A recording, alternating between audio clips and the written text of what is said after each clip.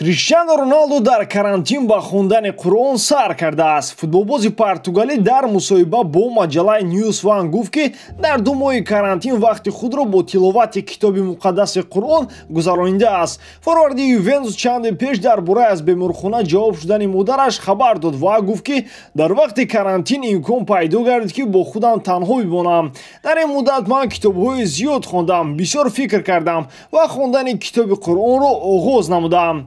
Роналду бори аввал нест ки аз муҳаббати худ нисбат ба олами ислом ҳарф мезанад. Ҳангоми дар Реал буданашу ба омӯхтани забони арабӣ ва хондани китоби Қуръони Карим шурӯъ карда буд. Дар ин кор ба ӯ дӯсти беҳтаринаш Месуд Озил кӯмак кардааст. Чӣ ки футболбози турк мегӯяд, Роналду гӯш кардани тиловати Қуръон ва қиссаҳои исломиро хело дӯст медошт. Ояи дӯстдоштаи ӯ Ал-Фотиҳа мебошад. Соли 2013 ширкати Алоқаи арабии Мобайл ба Роналду тарҷумаи Қуръони Каримро бо забони португалӣ тӯҳфа карда буд. Ҳамчунин Роналду борҳо мардуми мазлуми Фаластинро аз ҷиҳати молӣ ва маънавӣ дастгирӣ кардааст. Роналду ба хотири пуштибонӣ аз фаластиниҳо қудратҳои ҷаҳониро танқид намудааст. Раиси ассамблеяи мардуми Доғистон Мартуз Гасангаҷев чанд сол пеш суханони Роналдуро ба ҷаҳониён расонид, ки чунин маънӣ дошт: ман бе ашки чашмон ба кӯдакони гирёни Фаластин нигоҳ карда наметавонам. Кинои ман дар забони онҳост. Чеҳраи онҳо ҳамеша дар пеши рӯи ман аст. Ман мардуми мусулмонро дӯст медорам, ба хотири он ки зиндагии онҳо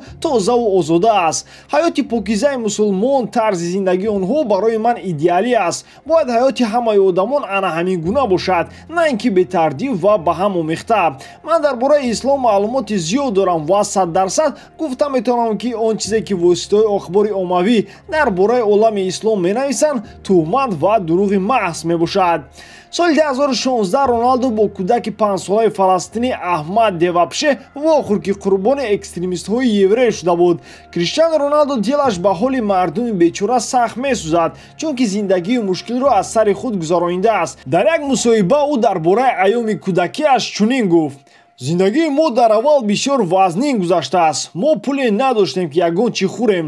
Ҳамроҳи бародарам маҷбур будем дар як утоқ зиндагӣ кунем. Ман ба мактаб рафта наметавонистам. Ҳама ранҷу азоби худро футбол бозӣ карда фаромӯш менамудам. Аз ин хотир агар ман ба ягон бачаи африқоӣ ё мусулмон хайр мекунам, ин аз рӯи худнамоёшҷӯӣ нест. ҳис мекунам ки онҳо чӣ гуна азоб мекашанд. Ҳама инро ман аз сари худ гузаронидаам. Мардуми мусулмон ҳам ба хотири муҳаббат ва эътиқоди Роналду ӯро эҳтиром мекунанд, новобаста ба ин ки мухлиси кадом бозингар ҳастанд.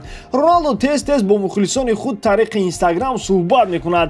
Дар яке аз онҳо ӯ бо забони худамон салом гуфт. Роналду бо ташкилотҳои хайриявӣ ҳамкорӣ дорад. Ҳар сол пули калон хайр мекунад ки қисми зиёди он ба мусалмонони дунё равона шудааст. Худаш ҳам бевосита ҳар гуна кӯмакҳо анҷом медиҳад. маҳсулоти хӯрокворӣ, либосу пӯшокӣ, доруворӣ ва дигар чизҳое ки одамон ниёз доранд, махсусан бо онҳое ки дар Сурия азият кашидаанд. Роналдуро барои ороиши мӯяш баъзан таъқид мекунанд. Соли 2013 дар пушти сари ӯ 2 хатча пайдо шуд. Бисёриҳо фикр карданд ки стилист беҳунар будааст, аммо ин хатои устон набуд ва Роналду ҳам худнишондиҳӣ намекунад. ӯ ба хотири дастгирии як кӯдак ки ба бемории саратон гирифтор буд, мӯи сари худро чунин ороиш дод.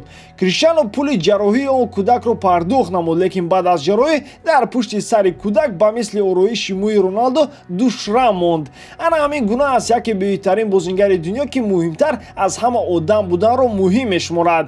бо меҳнати худаш ба ин мартаба расидааст. аз ҳисоби даромади худ ҳамеша ба мардуми ниёзманд хайр мекунад.